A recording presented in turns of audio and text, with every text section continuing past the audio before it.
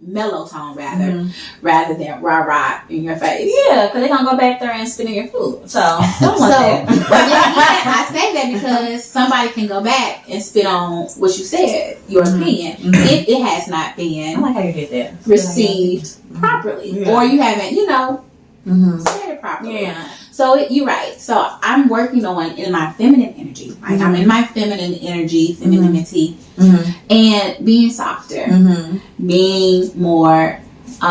Define it for yourself. Yeah. So being more chosen with my words. Being more particular with how I want to come off, and being more personal with those who may not know me as well. So I feel like in that sense I am more softer or becoming more soft because I want to be more of, in that feminine energy because I was in survival mode for so long. So I could not necessarily, I couldn't be in it though. Yeah. You see what I'm saying? Oh, for sure. I think even when people will come up to me and will grow a friendship, the first thing they'll say, when I first met you, I thought you were so mean or you were like a mean girl or whatever, just because I'm so quiet. So initially when you meet me, I'm very observant. So I'm peeping the scene to kind of feel that energy. No, so I'm quiet. So, but my resting bitch face can be put off, people can be put off by that. So it's like, until you really talk to me, you will see like, super sweet, cool, laid back, whatever. But at first, like, people would be like, you look so mean, smile. Dudes will see you and be like, girl, smile, put a smile on your face. And it's like, I'm so tired of hearing that. No, I'm just saying, I just heard it recently. I was at OSA or whatever, because we girls. And this one man, he was in a cashier and we came out together. He held the door for me. I said, thank you. And he was like, oh, you too pretty not to be smiling, Ma. And I was like, nothing's wrong. I'm fine, thank you. Right. So nothing's wrong. Yeah. And I allowed you to open the door for me because sometimes, and I see this with myself, not with myself, but I see this in like other women. You know how men will, I don't know, it's in y'all to kind of like intentionally hold doors open. My son does it too. Like, good. You're raising him. He does it too, but it's not necessarily like somebody told him. It's just something innate. It's automatic. It can be for other men too. Yeah. Like if somebody's walking behind you. Like, that's almost like a respect thing. Like, I'm not gonna let the door close in your face and I'm right here. Like, that don't make sense. Yeah. So, but I just know some women who are in that survival masculine energy that may question it. And they may just say, oh, no, thank you, I got it. But really, just let them have it. It's okay. It's not gonna hurt you. Not at all. I never had a woman do that to me in my life. Really? Never. No, I've seen it. I've seen it happen. I think it's if she think you attractive or not. Like, you could look like you cool. Go ahead. I've seen it happen before. So where women be like, no, that's okay. I mean, they're nice. Or maybe I don't pay attention. Like, nope, I got this anyway. Like, oh, so that's another one. Like, yeah, you're right. I got it anyway. Yeah. I try not to now. I try to be more, because I got that so much about like how I look when I'm just focused or whatever. I try to be softer. So when I go into places, I speak, I give eye contact with men and women. But we were talking about this right before the camera came on about just being nice, and I try to speak because men and their egos, I guess, if you don't, like, either, like, I see something in my background, so it's throwing me off. So I have this thing of like, cause you be out late, we go out, drinks, dinner, out to a club, whatever, and then I may need to make a stop. I try not to do that, but if I see men, I try to give them eye contact. Like, I see you, I'm peeping you, I'm gonna speak to you because I want to show you that I'm not some ignorant ass woman that you can get an attitude. Because when you reject a man, some men, let's say that, some men. Clarify. Don't come for us fellas. Some men, they get their feelings hurt. You know what I'm saying? They get in their feelings, and because some of them don't know how to cope with their emotions, they lash out. Unable to self-regulate. So I tried in some moments or environments to be a little more softer because I don't want it taken in a negative way. Yeah. You know what I'm saying? Because if someone tried to talk to you, be like, hey, how you doing? You know, I'm just going in the store. You know what I'm saying? Like, I ain't trying to talk to you. I'm not trying to turn you down. I'm not trying to, like, be rah-rah with you. I'm just letting you know, like, no, you don't have to talk to me. You know what I'm saying? No, seriously. And it's not a dig. It shouldn't be a dig at your ego because I'm rejecting you or not taking the time to hold a conversation with you. Like, I got shit to do. But it's like I try to be more softer in those moments just so it's not conveyed like I'm trying to be ignorant. Yeah, no, seriously. So I agree with you on that. And I guess to take it a step further, though, sometimes as women, when we do get those, you know, like, hey, how you doing or whatever, and I've seen it before, sometimes we do get nasty. Like, sometimes women do get nasty when it's just like a dude just like, hey, ma, how you doing? Or like, hey, sis. I get sis a lot. Like, what's up, sister? How you doing? You know, it's from a brother. I get like, hey, sister, how you doing? I work in a predominantly black district. That's what we do. And sometimes it does come off as like, you know, when you don't speak back, it can come off as rude. And then a lot of times, and I'm just saying this because this has happened to me before, when you are in your feminine energy and then you are receptive to like, hey, how you doing, to men speaking to you and are doing things for you, other women may see that like, why is he doing that for her? Or why is he doing that for, you know what I'm saying? But it's not necessarily he's doing something for me. I'm receptive to what he's trying to give out. He's trying to give me that energy out, and I'm receptive to it.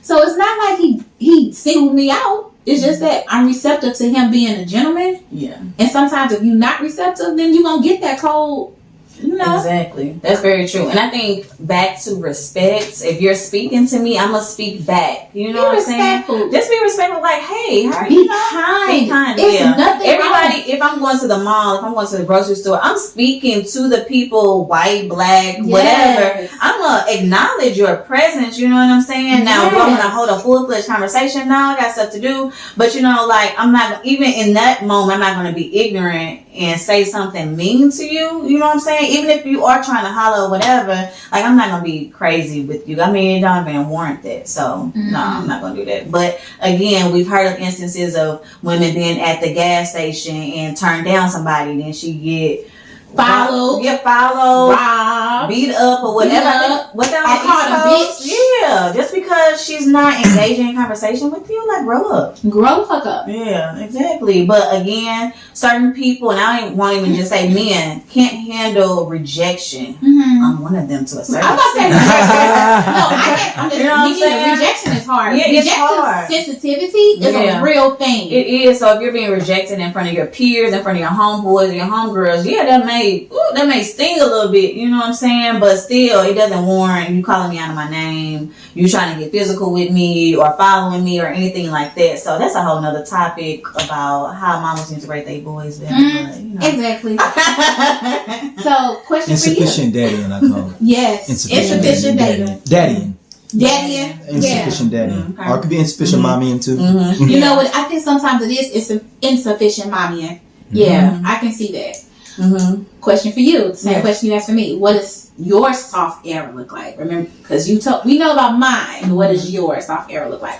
My soft era. It looks like less stress. Like, not. I like that.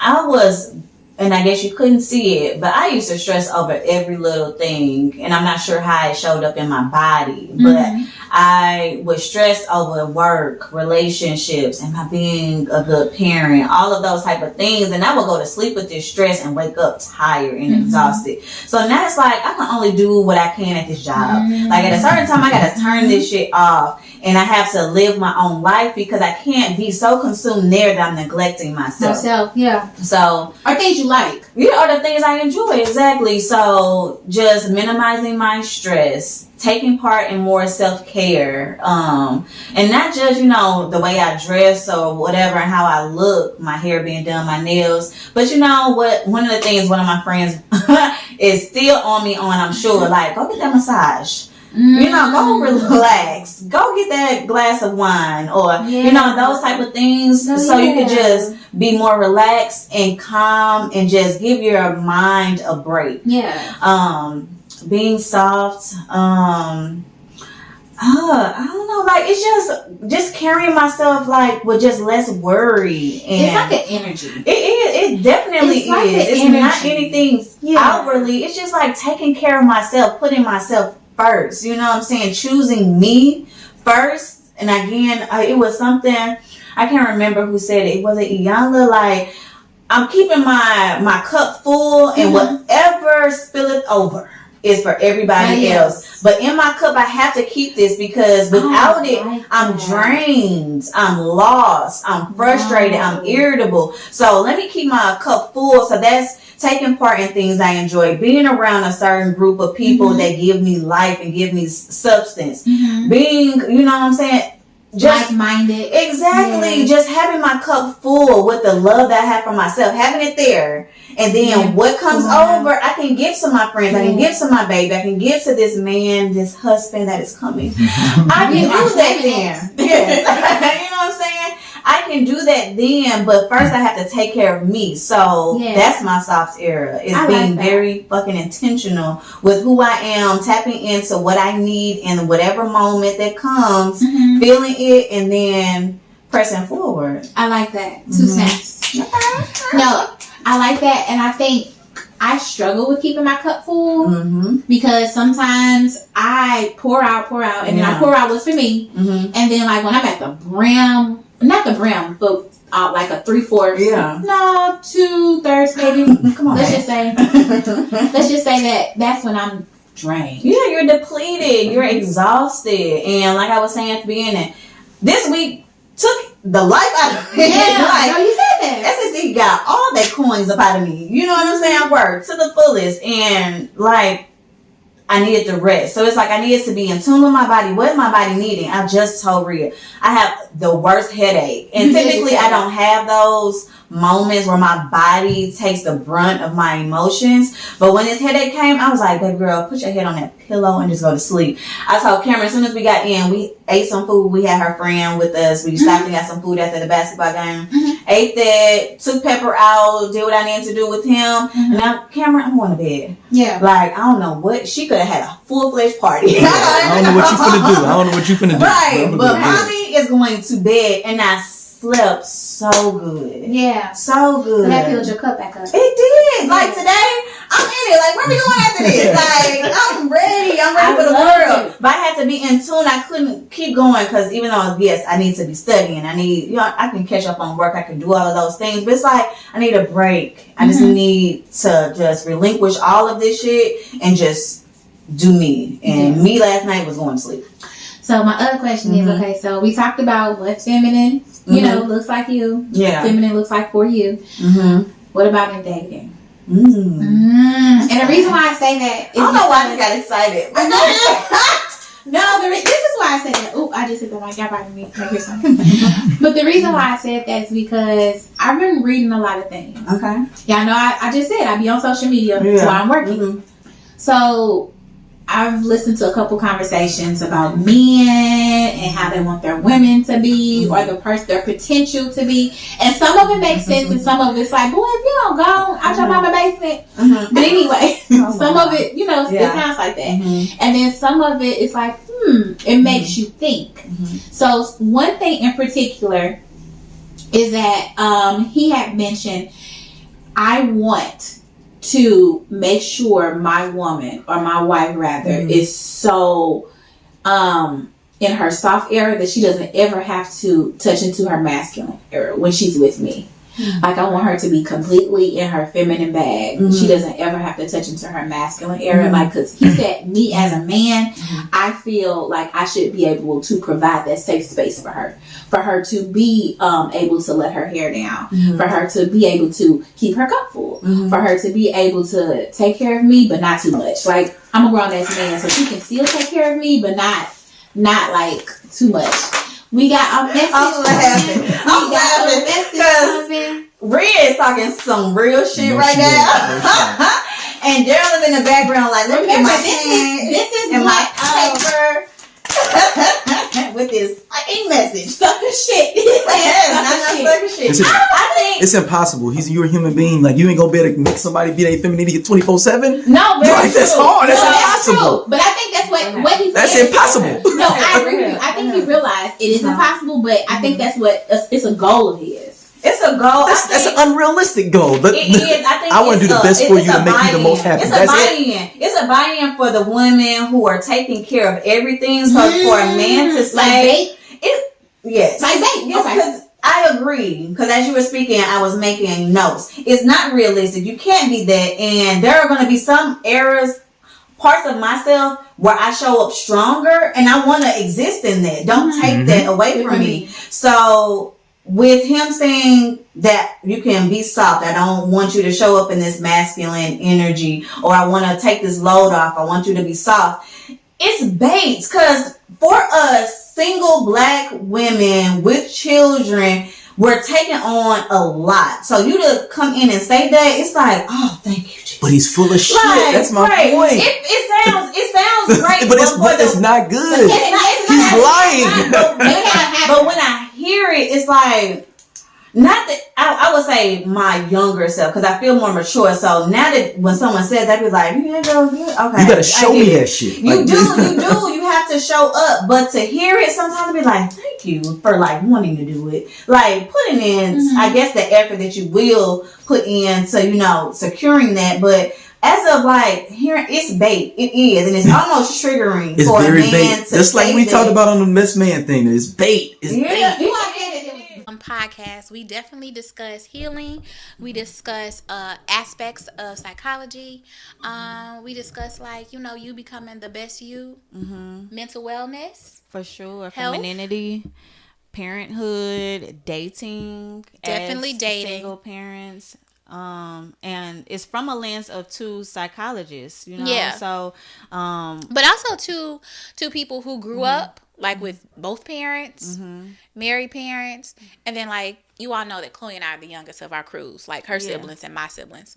So it's from that perspective. Yeah, looking at life through that lens. Yeah. So you're gonna get a whole lot of things from us. From us being women, going through life as parents, and all of these awesome attributes. But yes, womanology, the study of women. The study of women.